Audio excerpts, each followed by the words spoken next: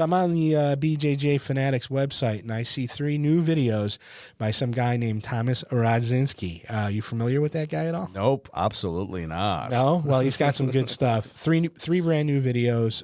They're getting amazing reviews, which is good to see as well. But you got to tell us about them real quick? Yeah, I had, you guys already know, but I had opportunity to go to Boston, shoot 3 more instructionals, 1 on butterfly hook, complete guide for butterfly hook, 2 wrap, lapel, and submit them, and 3 we have taking the back. It's particularly designed for guys for over 40 because there's no climbing involved. All the back takes are on the ground.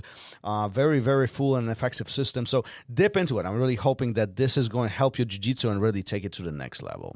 BJJfanatics.com. Just search ROZDZ. We have all had that situation where after class is when we want to ask a question.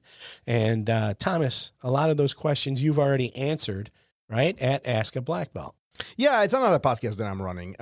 It's on podcast, all podcast platforms, plus on YouTube. You can find it anywhere. Just search for my name. Search for Ask a Black Belt. At this point, over 100 episodes, different questions, jiu-jitsu, life-related, but something that everybody comes across, and often these questions sink in our mind, but we don't ask for whatever reason. So if that benefits you, go there, listen. It actually might help your jiu-jitsu, might help your life as well. And if you have any questions, find me on Instagram and drop me a line. I'll be happy to answer your question and mention your name during the episode.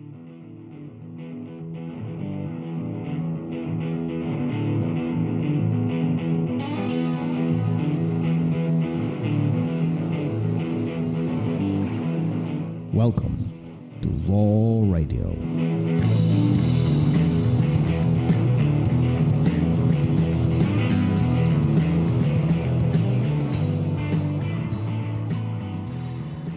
And we're alive. I don't know why I clap anymore. Like, we don't have to clap at this point. It kind of became a cool thing, huh? Cool. You are so mean. I like when you mess it up.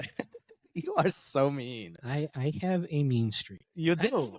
It's not necessarily mean, but it's like little stabs, Mm-hmm. I push buttons. That you do. I'm really good at it. That you Ask do. Margaret. We should get Margaret on the show one She day. won't do it. She knows better than that, huh? There's a lot of reasons why she wouldn't do it, Fair but she ain't gonna do it. Well, but you put yourself in a vulnerable position, and you are in front of the microphone on a weekly basis.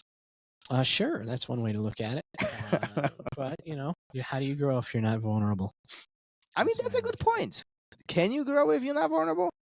I don't know. I mean, I see there's successful people who have a front of not being vulnerable, but they probably are in some way that we just don't see. In this age of social media and putting up fronts and personas and all of that. So I don't know. I guess it depends on what you're looking at as growth. It also depends what you're looking at as vulnerability. Yeah, I think so. I mean, what do you mean that some of of the successful people are not vulnerable? Well, they act like they're not vulnerable. What do you mean by that? They're tough. They're not going to let their guard down. But that doesn't mean they're not vulnerable. It doesn't mean, it means that they're not showing it. And I think expressing it to others and letting people see that even who the black belt, the athlete, the famous person, the whatever is vulnerable or can put themselves in a vulnerable position. Where was I going with this? I think that shows others that it's okay to be like that, and that's how you grow. But do you have to be vulnerable for other people to see in order for you to grow? Can you be vulnerable on the inside? No. Can you be vulnerable just with your experiences? I mean, well, I think that when you put yourself in a vulnerable position, people see it automatically. It's there. It just exists. It's out there when you do it. So when you say, I don't know, but let's find out, or I'm not good at that, I'm going to try harder at this, or I'm not the best, or I'm scared. Yeah. I think that, and you show people that those emotions, that vulnerability, I think that that's where it becomes really important. Well, you're referring to the vulnerability in relation to other people, like being a public person, being open person, right? Not public, with your kids, with your your significant other, with your friends. But how would people Uh, see that then? I guess that's my question. If you're a private person and you're being vulnerable with your family, with your kids, or whatever, Well, like. they see it. Oh, I see what you're saying. Yeah, I see. I'm I talking see. about. So somebody has to see it. But then, Right. obviously. Okay. Okay. Yeah. Okay. So, and I think another way to look at it, and maybe where you're going, is putting yourself out there, as in, let's say, we'll just say jujitsu. Whatever, you're good in the room you're in, but you go someplace else and put yourself in a different room to see how good you are. Or, that's not like an emotional thing, but you are putting yourself in a vulnerable position. I am good here. I might not be so good someplace else where, they have a heavy competition team, or, those guys are known as killers or whatever. So you step outside your comfort zone.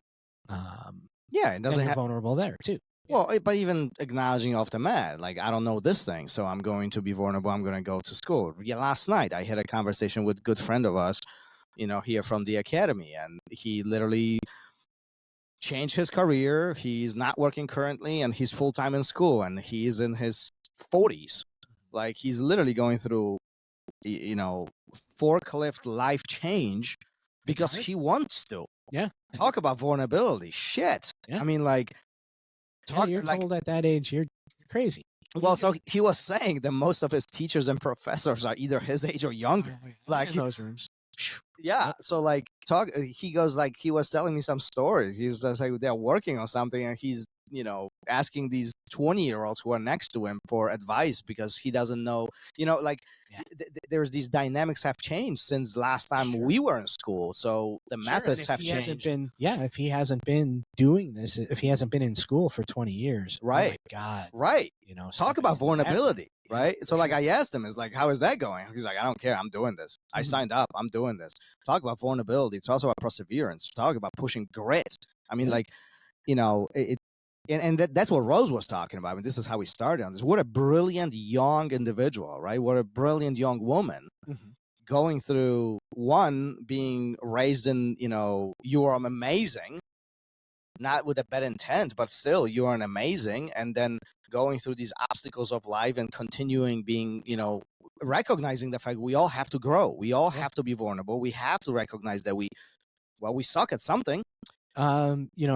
People that I think are told, no matter the intent, that they're great, at some point in their lives, hit a challenge that Yeah. really I agree. turns their world upside down. Yep. It might happen when you're 8 years old. It might happen when you're 18, 38, who knows? But you realize that, I'm not those, and you start believing in that, and you start building Mhm. on that, and you start adding to it, and then all of a sudden, something crushing happens. Yeah. And that can be really, really hard to deal with. And then so then at what point, what do? Do you give up? Or do you say, okay, I got to really dig in here and fight through this? And it's probably different for other people. It's different for everybody. It probably takes more than one shot. So I think I always think of it as like people need to be well-rounded, and I think Mhm. vulnerability helps you with that, because you realize that, I'm good at this, but I'm not good at that. I can learn from this person. This other person can learn from me. And you're open to, the real definition is like open to attack on a physical or mental level or something like that. But it doesn't have to be that drastic. It's you opening yourself up to failure, opening yourself up to new ideas, opening yourself up to thinking that maybe somebody out there, like this, whoever the person you were talking about, maybe this person who's 20 years younger than me, that we always give shit about the younger generations, actually can help me. Mm-hmm. Oh, that's a but- big ego check, right? Right. That's I a gotta point of look- vulnerability. I Yeah. gotta- they're going to make fun of me with their friends tonight. I Yeah. had to help this old guy who Yep. couldn't even use his computer to Yeah. do Right. or figure out how to share something or whatever, if it's a technology thing. But But there know. could be anything. I mean, the Yeah. whole point is that and I think where we both going at this, just from different perspective of different sides, is that you have to be vulnerable in order for you to grow.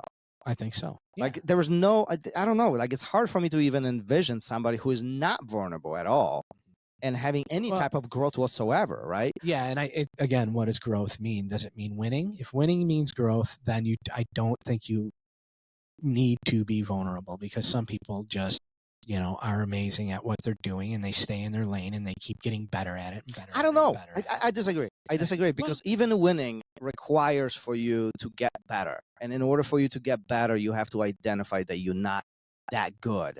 We got to a point because, but then there's a point where you don't have to admit anything to yourself. I think certain people can get through life never admitting anything. But those are the people who don't grow.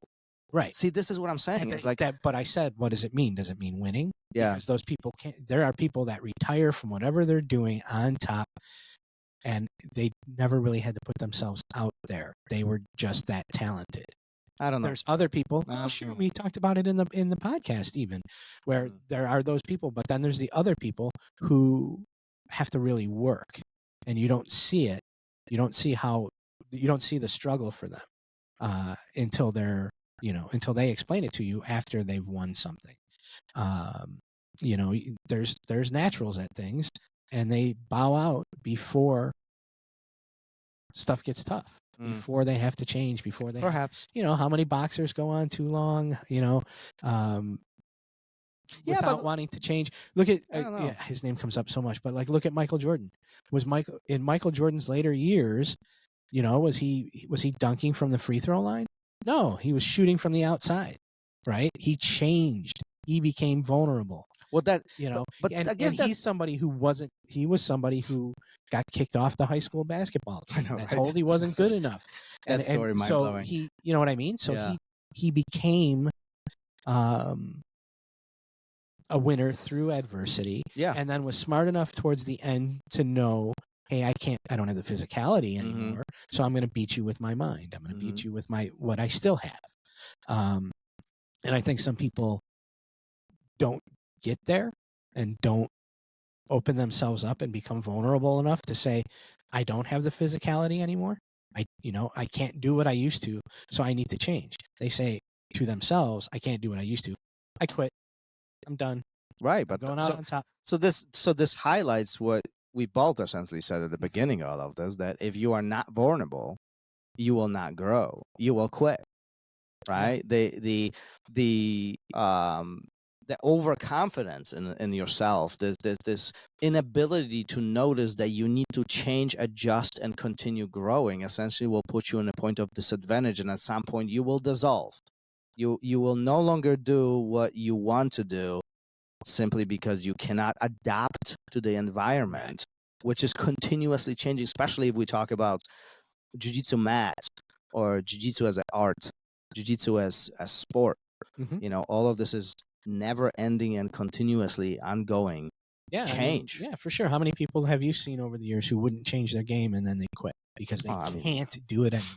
Yeah, you can. You just have to do it differently. You got to do it differently. Yeah, I think all of life is like that. Yeah. You just have to adapt and do it differently than you were. That's the unfortunate part, that we, both you and I and many instructors, thousands of instructors around the world notice that this inability to notice that you can do things. You can do hard things. I've seen it. You just need to recognize it, and you need to take specific action to do what you want to do.